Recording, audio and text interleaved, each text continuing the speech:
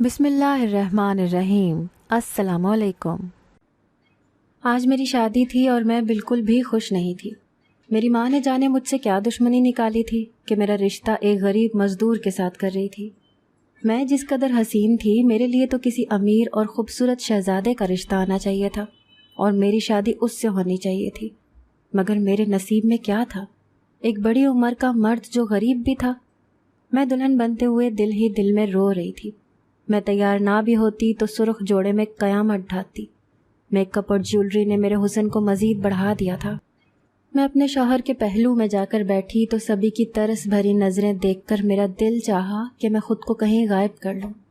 میرے اور میرے شوہر کا بالکل جوڑ نہیں تھا، اور شادی میں آیا ہر رشتہ دار یہی کہہ رہا تھا کہ زارا کے یعنی میرے نصیب پھوٹ گئے۔ سب میری ماں کو باتیں سنا رہے تھے اور میری ماں ہنس کر سن رہی تھی، اور میرے لیے یہ بڑی حیرت کی بات تھی کہ وہ کسی کو کچھ کہہ نہیں رہی تھی۔ اماں کی یہ عادت نہیں تھی کہ وہ کسی کی بات سنتی، وہ تو ایک کے بدلے 4 سنا دیتی تھی، مگر اس وقت وہ بالکل چپ تھی، اور میں سوچ رہی تھی کہ اماں کا کیا مقصد ہے یوں چپ رہنے کو۔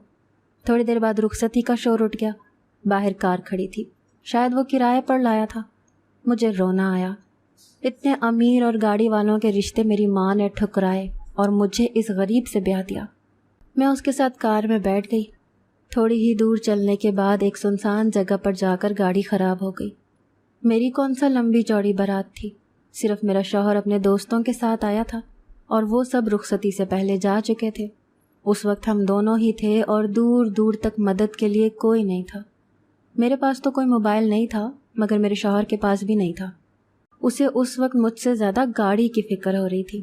کہنے لگا، اس کا کرایہ تو میرے دوستوں نے دیا تھا، میرے پاس تو اتنے پیسے نہیں کہ اس کو ٹھیک کروانے کو دے سکوں، اب کیا کریں؟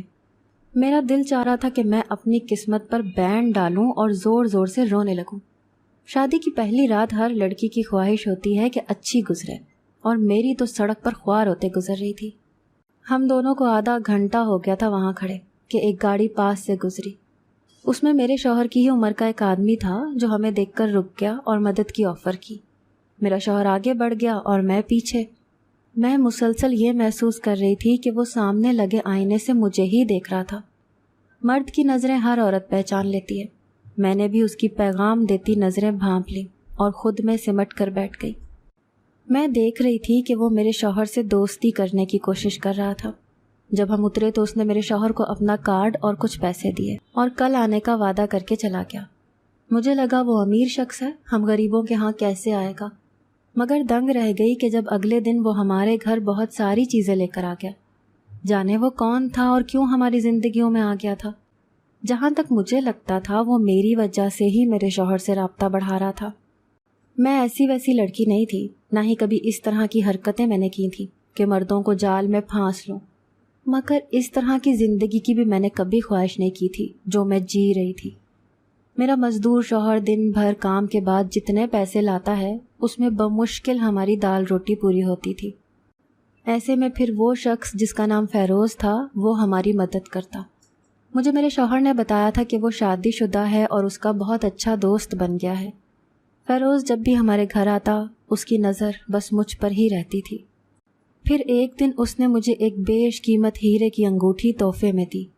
میں لینا تو نہیں چاہتی تھی مگر لے لی۔ پھر وہ اکثر ہی بہانے سے مجھے کچھ نہ کچھ دینے لگا۔ وہ سب ضروریات جو میرا شوہر پوری نہیں کر سکتا تھا وہ سب فیروز پوری کرنے لگا۔ مہنگے ملبوسات جن کا میں نے کبھی خواب میں بھی تصور نہیں کیا تھا، میں اب وہ پہننے لگی تھی۔ آہستہ آہستہ میں فیروز سے مانوس ہونے لگی۔ مجھے ایسا ہی تو شوہر چاہیے تھا جو میری بچپن کی ساری محرومیوں کا ازالہ کر دیتا۔ میرا بچپن سسکتے ہوئے اور ہر چیز کے لیے ترستے ہوئے گزرا تھا۔ ماں نام کے رشتے نے تو ہمیشہ ہی مجھے تکلیف دی تھی۔ میں نہیں جانتی کہ ماں کیا ہوتی ہے، کیونکہ میرے ساتھ میری ماں جو سلوک کرتی تھی وہ دیکھ کر کوئی بھی نہیں کہہ سکتا تھا کہ یہ میری ماں ہے۔ کبھی کبھی تو مجھے خود بھی لگتا تھا کہ میں اس کی سگی بیٹی نہیں بلکہ اس نے مجھے کسی سے گود لیا ہے، لیکن دل جلانے کو یہی حقیقت کافی تھی کہ وہ میری ماں اور میں اس کی بیٹی تھی۔ میں بہنوں میں تیسرے نمبر پر تھی۔ میری 2 بہنیں اور مجھ سے چھوٹی ایک بہن، سبھی کا رنگ سانولا تھا، جبکہ میں واحد تھی جو گورا رنگ اور تیکھے نقوش رکھتی تھی۔ میں بچپن سے ہی انتہائی خوبصورت تھی. بڑی بڑی آنکھیں اور میرے سنہری بال دیکھ کر سب کو یہی لگتا تھا کہ میں تو یہاں کی رہنے والی ہوں ہی نہیں.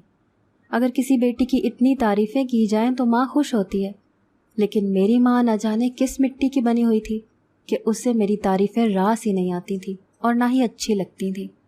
جانے ماں مجھ سے کیوں خار کھاتی تھی اور جلتی رہتی تھی. وہ ہر وقت میرا اور دوسری بہنوں کا موازنہ کرنے میں مشغول رہتی تھی. اماں کو شاید جلن اس بات کی تھی کہ میری باقی بہنیں اتنی خوبصورت کیوں نہیں ہیں اور میں کیوں ہوں، کیونکہ ان کے حصے کی بھی ساری توجہ لوگ مجھے دینے لگ جاتے تھے، اور یہ بات ماں کو کانٹے کی طرح چبھتی تھی. مجھے یاد ہے کہ ایک بار ہمارے گھر میں مہمان آئے تھے اور انہوں نے مجھے گود میں بٹھا کر بہت پیار کیا تھا اور جاتے ہوئے مجھے پیسے بھی دے گئے تھے. اماں کو یہ بات اتنی ناگوار گزری کہ ان کے جاتے ہی فوراً مجھے پیٹنے لگی کہ میں مہمانوں کے سامنے کیوں آئی. صرف یہی نہیں، اماں نے میرے منہ پر کالک بھی مل دی. میں رونے لگی تو مجھے روتے دیکھ کر اماں ہنسنے لگی، کہنے لگی، دیکھ تیرے چہرے پر کالک کی سیاہی کتنی اچھی لگ رہی ہے، یہی تیرا نصیب ہے. اس وقت میں چھوٹی تھی، اسی لیے مجھے اماں کی باتیں سمجھ میں نہیں آتی. اماں مجھے ذلیل کرنے کا کوئی موقع ہاتھ سے نہیں جانے دیتی تھیں. پھر اماں کی دیکھا دیکھی میری بہنیں بھی مجھ سے جلنا شروع ہو گئی. کوئی بھی مجھ سے پیار سے بات نہیں کرتا تھا. ان حالات میں مجھے اپنے باپ کی یاد آتی جسے میں نے کبھی دیکھا ہی نہیں تھا.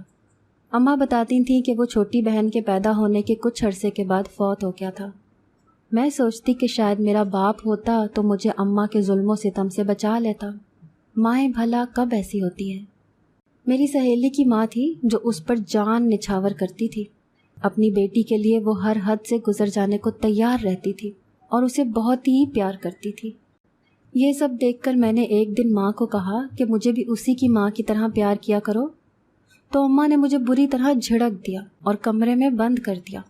اماں خود ہی میرے منہ پر کالک مل کر مجھے باہر نکال دیتی تھی، اور جب لوگ مجھ پر ہنستے تو کہتی اسے کالک بہت پسند ہے، اسی لیے خود ہی منہ پر لگا لیتی ہے. چھوٹی چھوٹی خواہشات کو ترستے اور ماں کا یہ رویہ دیکھتے میں بڑی ہو گئی. میرے جوان ہونے تک اماں بڑی دونوں بہنوں کی شادیاں کر چکی تھیں. بڑی ہو کر مجھے شادی کا معنی سمجھ میں آیا تو میں اندر ہی اندر بہت خوش ہوئی کہ مجھے اس بہانے اس دوزخ سے نکلنے کا تو موقع ملے گا. میری سہیلیاں میری شکل و صورت دیکھ کر مجھے چھیڑا کرتی تھیں کہ تمہارے لیے تو کسی امیر سے شہزادے کا رشتہ ہی آئے گا. ان کی باتیں سن کر میں نے بھی اپنے ذہن میں سوچنا شروع کر دیا تھا کہ بہت جلد میں کسی امیر خاندان میں جاؤں گی، اور ایسا ہوا بھی. خاندان سے اور خاندان کے باہر سے بہت سے امیر لوگوں کے رشتے میرے لیے آئے، مگر میری ماں نے سب کو انکار میں جواب دے دیا. یہاں تک کہ میری ایک سہیلی اپنے بھائی تک کا رشتہ لے کر میرے لیے آئی. اس کا بھائی جاپان میں ہوتا تھا اور وہ مجھ سے کہنے لگی کہ شادی کے بعد وہ تمہیں بھی باہر لے جائے گا. میں نے اماں کے ہاتھ جوڑے کہ میری شادی میری دوست کے بھائی سے کروا دے، مگر میں کیوں بھول رہی تھی کہ بچپن سے لے کر اب تک اماں نے میری کون سی سنی ہے جو اب وہ میری بات کو ذرا بھی اہمیت دیتی. اماں نے باقی رشتوں کی طرح اس رشتے کو بھی ٹال دیا کہ ہمیں یہاں پر اپنی بیٹی کو نہیں بیانا. سب لوگوں کو لگتا تھا کہ اماں میرے لیے کسی بہت ہی اونچے گھر کے رشتے کا خواب دیکھ رہی ہیں، مگر میں جانتی تھی کہ ایسا کچھ بھی نہیں. جیسی زندگی میں نے اماں کے گھر گزاری تھی، وہ چاہتی تھی کہ میں آگے جا کر بھی ویسی ہی زندگی گزاروں اور ایک ایک چیز کو ترسوں. اسی لیے تو جب میرے لیے اس مزدور کا رشتہ تلاش کیا تو سب نے دانتوں تلے انگلیاں دبا لیں. میں اپنے شوہر کے ساتھ جو زندگی گزار رہی تھی ویسی زندگی گزارنا میرا حق نہیں تھا. اسی لیے میں سنجیدگی سے فیروز کے بارے میں سوچنے لگی. اس نے مجھے اپنے ساتھ بھاگ جانے کو کہا تھا.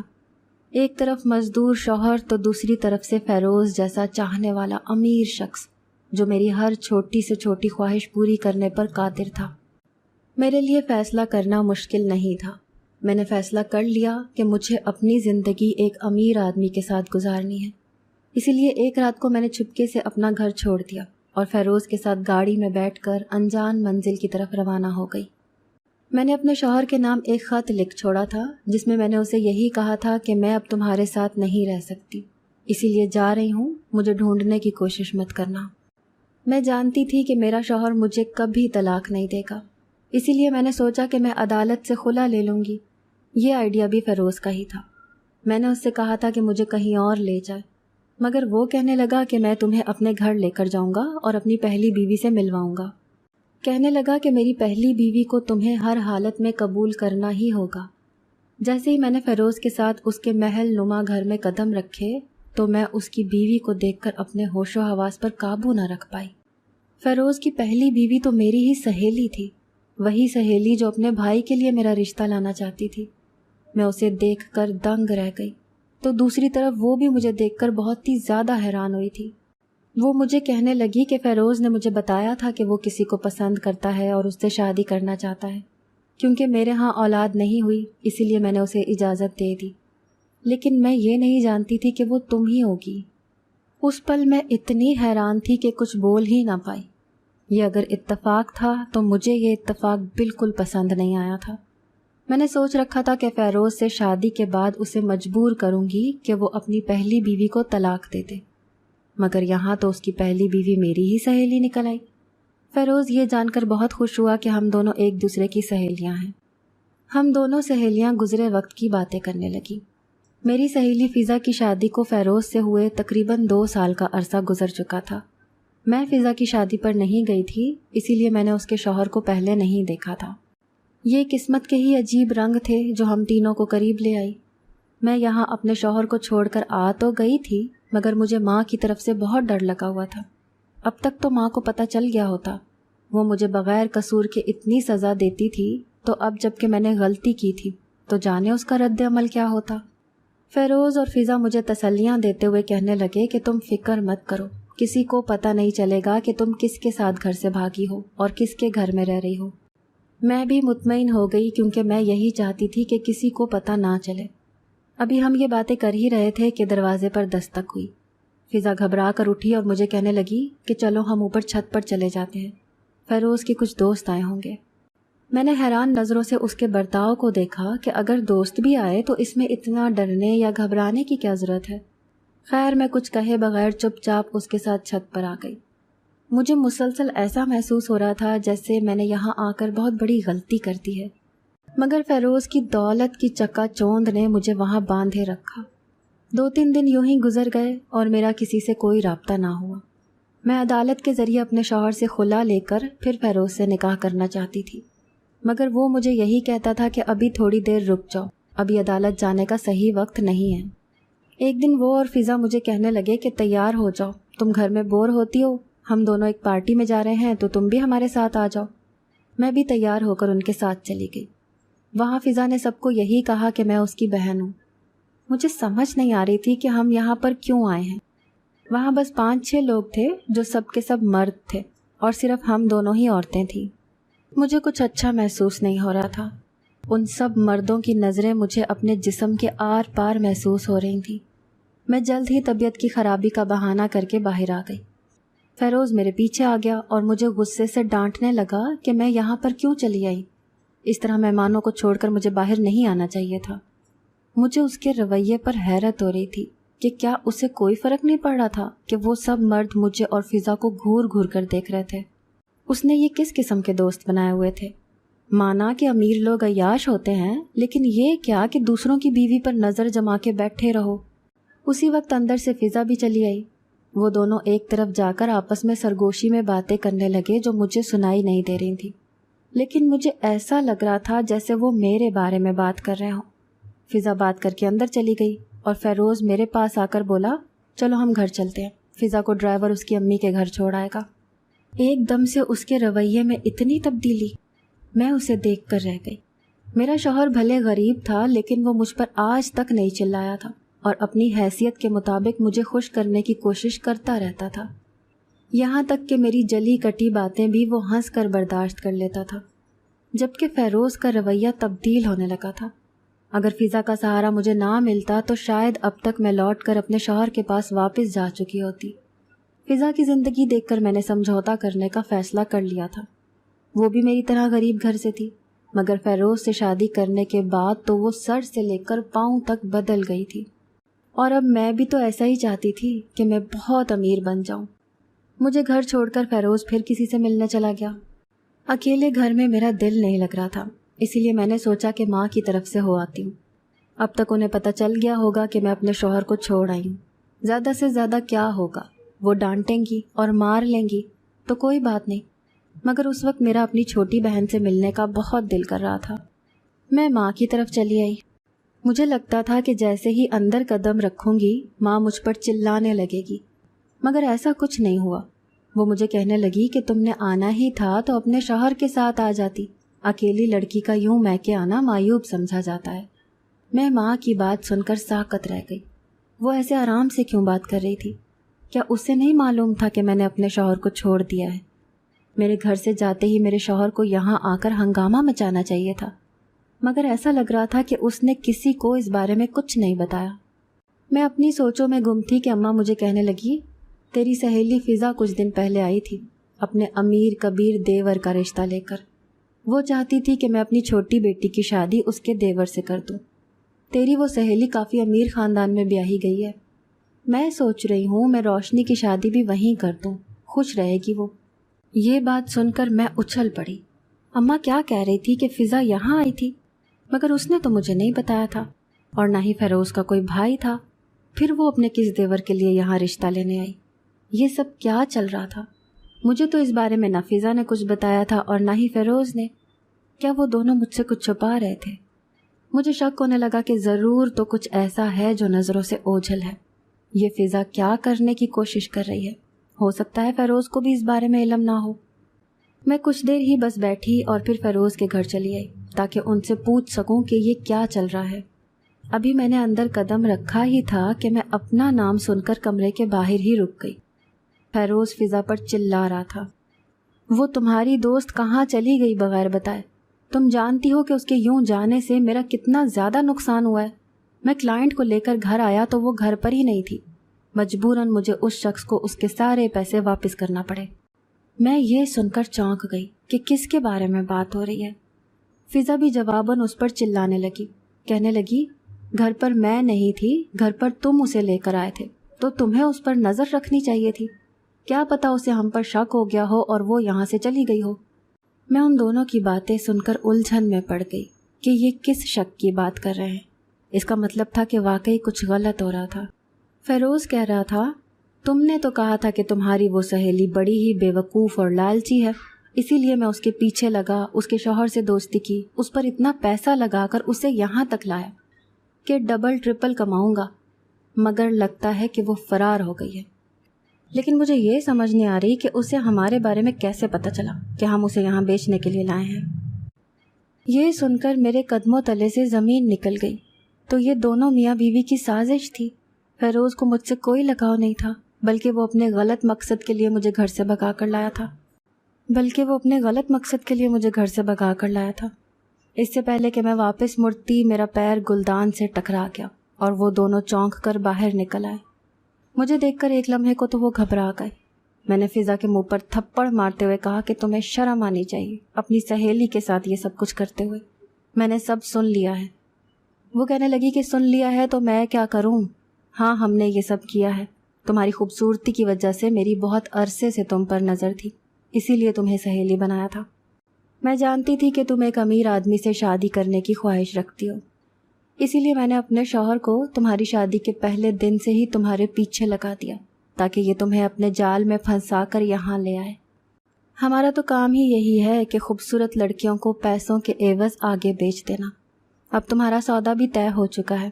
فیروز، اسے کمرے میں بند کرو۔ اس سے پہلے کہ وہ اپنے مقصد میں کامیاب ہو جاتا، جانے کہاں سے پولیس آ گئی۔ پولیس کے ساتھ اماں اور اپنے شوہر کو دیکھ کر میں ہکا بکا رہ گئی کہ وہ یہاں کیسے۔ میرا شوہر میرے پاس آ کر کہنے لگا، تم ٹھیک تو ہو نا؟ مجھے شک تھا کہ تمہیں فیروز نے ہی بہلا پھسلا کر گھر سے نکلوایا ہے، مگر یہ بھی ایسا غائب ہوا کہ ملا ہی نہیں۔ پھر آج تم اپنے میکے گئی تو تمہاری ماں نے مجھے فوراً فون کیا اور تم پر کچھ ظاہر نہ ہونے دیا۔ ہم پولیس کے ساتھ تمہارا پیچھا کرتے ہوئے یہاں تک آ گئے۔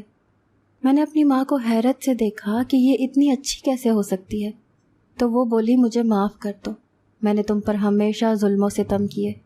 تم میرے شوہر کی دوسری بیوی سے ہو، مگر اس شادی کا میرے سوا کسی کو علم نہیں تھا۔ مرنے سے پہلے وہ تمہیں میری گود میں ڈال گیا اور قسم دے گیا کہ کسی کو مت بتانا۔ مجھے تم سے نفرت تھی کہ تمہاری حسین ماں نے میرے شوہر کو چھین لیا، اور اسی نفرت اور حسد میں تمہارے ساتھ برا سلوک کرتی رہی۔ جان بوجھ کر تمہاری شادی ایک غریب مزدور سے کروائی تاکہ تم سسکتی رہو۔ مجھے آج احساس ہوا ہے کہ قدرت مجھے میری غلطیوں پر سزا دینے جا رہی تھی، کیونکہ میں بھی انجانے میں اپنی بیٹی اسی فضا کو سونپنے جا رہی تھی۔ اگر میں ایسا کر دیتی تو آج تم دونوں کو کھو چکی ہوتی۔ مجھے معاف کر دو۔ میں نے ماں کے ہاتھ تھام لیے، چاہے اس نے مجھے بیٹی نہ سمجھا ہو، مگر میں نے اسے ہمیشہ ماں ہی سمجھا تھا۔ میرا شوہر کہنے لگا، میں جانتا ہوں میں تمہارے قابل نہیں، اسی لیے تم نادانی میں فیروز جیسے آدمی کے ہتھے چڑھ گئی۔ تم طلاق لینا چاہو تو میں دینے کو تیار ہوں۔ میں سمجھ چکی تھی کہ امیر وہ ہے جو دل کا اچھا ہے، دولت تو آنی جانی چیز ہے، اسی لیے میں نے اپنے شوہر سے معافی مانگی اور اس کے ساتھ رہنے کو ہی ترجیح دی۔ اگر آپ کو آج کی ہماری کہانی پسند آئی ہے تو اسے لائک کیجیے اور اپنے پیاروں کے ساتھ شیئر کیجیے، اور ہاں، اگر ابھی تک آپ نے ہمارا چینل سبسکرائب نہیں کیا تو ضرور کیجیے۔ ملتے ہیں کل ایک نئی اور دلچسپ کہانی کے ساتھ، تب تک کے لیے اللہ حافظ۔